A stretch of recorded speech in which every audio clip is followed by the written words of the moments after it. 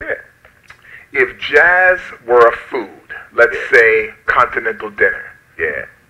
and R&B were a food as well, let's say a plate of down-home soul food. I was going to tell you what the food is. Don't ask me to do it. If jazz were a meal, to me it would be Chinese food. Okay, cool. All right, now remember that. Yep, jazz would definitely be Chinese food, and R&B would be soul food. Okay, what food would be hip-hop, and why? Hip-hop would be fast food.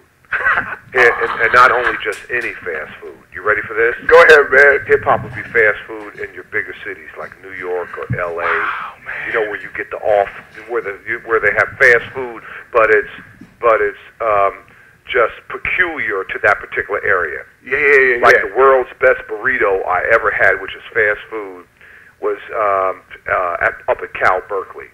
Wow. I was at Cal Berkeley in that area one time, and I got the best gigantic burrito I ever had in my life. You know, my mother and my brother, so many times they would go to New York and they would get a hot dog off the vendor on the corner. It was almost like the greasiest, the nastiest, the better. That's just peculiar to New York. Right. You know, everybody loves that. So that's what it would be. Yeah, it'd be junk food, fast food, but only peculiar to those particular areas. Wow, man. Wow. You know, just like, I don't know if you ever been in Chicago, they have the Taste of Chicago. Yeah, what's that? And so the Taste of Chicago is like a giant outdoor picnic every spring in Chicago, where they have giant tents in the parks of Chicago, and so many different foods. I mean, you got soul food, you got ribs, you know, because you got 50 million different ethnic groups in Chicago, and they come out there. It's like one big giant tailgating party with the foods that are peculiar to those ethnicities. Wow, okay. And when I had a consulting contract in Chicago, I went to Taste of Chicago. It was slamming. Wow. It was slamming. Wow. Yeah.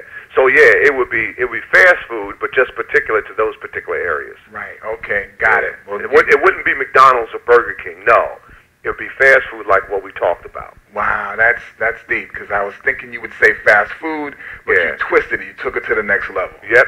Wow. It would be like going to Chinatown, New York, and getting takeout.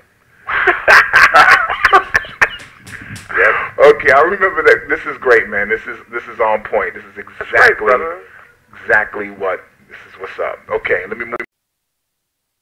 Little Nelly, little P Diddy, little Bad Boy soundtrack. Man, what your name is? Where you from? Turn around. Who you came with? Holla. Like the way that you dance, the way you fit in the pants. That's right. See? Oh, I hear all that stuff, man. Coming out of that girl's bedroom. I know. You told me before. That's right. What your name is? Where you from? Turn around. Who you came with? I said, Mackenzie, what's up with that? But that's the language, man. That's the language. That's what's up. No, that is what's up. Don't hate the player, hate the game. That's right. All right, here's the sixth question. We're almost home stretch. Okay. Who are your favorite rap artists, if you have it? Oh, I like them all, man. Yeah. I like them all. From I like Tupac. Yeah. I mean, his stuff, California Love, I still play it. When I go to the gym, you know, sometimes we'll put on the rap music. I like Tupac. I like Biggie Smalls. I like Cameron. I like, I like them all. And I like the way that they mix them in with more of the traditional R&B. Like you listen to Mariah Carey and she might bring in something, or you listen to a Monica and she might break off a little something. Yeah, and go back in time a little bit. Yeah, I can tell you a rowdy chick. Sometimes you gotta fight 'cause your mouth too slick. Kick down the door and smack you. 'Cause Monica ain't having this. Right. That's right. I hear it all, bro. I tell my students, I said, what you hear, I hear. Wow. What you hear, I hear. Wow. And it's permeated throughout culture. Okay. See, that's what we don't understand in terms of diversity. All right, you go over to the Mideast, Wyatt, and the fighting over there, right now the United States is in Afghanistan and in Iraq. and we get a feeling that they hate our guts. No, they hate our politics, but they love our culture.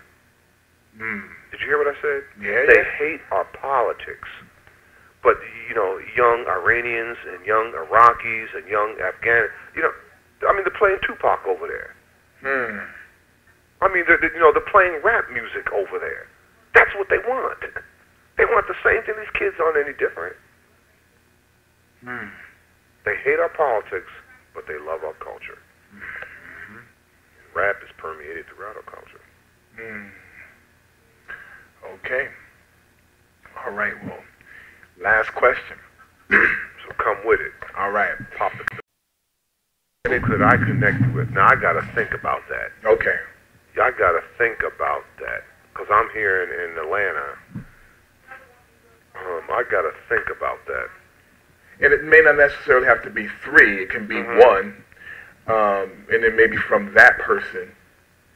Well, what you want to do, Wyatt, when you do this, go after the biggest one first. Okay. Go get the biggest fish, and the other fish will fall in line. Right. I was trying to do that with Russell. Yeah, good. I don't care what you do. Persist. Yeah. Persist. Yeah. Persist. Yeah. Yeah. Don't you realize I finally met Oprah over the weekend? Wow. How was that? It was powerful. It was powerful. But it took me, 2 years to get John Johnson. Took me more than 2 years to get Earl Graves. Took me more than 2 years to get Ben Carson. So persist. Okay. Persist. Okay. Cool. Yep. And when you get the big fish, the other fish will follow. Okay. Man, I'm so proud of you. I don't know what to do. I'm proud of you. Well, thank you, man. Thank you.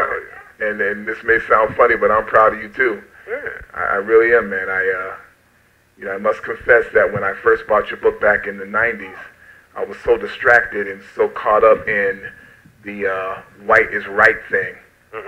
I bought the book, read the first few pages, and I just said, you know what? I'm already Think and Grow Riched out. I've read the Napoleon Hill version. I've done this. I'm going to put it down. Yeah. And then I wound up giving it away to someone who I knew would read it. And it wasn't until this year when I really said, let me give this a shot again, because I've done so well with all this other stuff. Brian Tracy, Jim Rohn. Oh, yeah. You got the heavyweights, bro. Yeah, well, the heavyweights, we know where the heavyweights get it from. Yeah. So, my thing was, let me dig into D right quick, D Kimbro, and see what's up. And then, man, as soon as that happened, everything, all of the teachings, all just slapped me in the face. And, I could get caught up in talking about where all this comes from. We know Egypt and we know Africa is where it all really comes from. Oh, yeah. There's only one mind and one idea. Right. Yep. So my thing has been now I'm immersed in the brothers and sisters who have been laying this knowledge down. Yeah. And I'm actually getting more out of it than with the Brian Tracy's and the Jim Rohns and the others. Not to say that I'm learning crazy stuff from them. Yeah. It's just now with your book, I've gotten all your books now.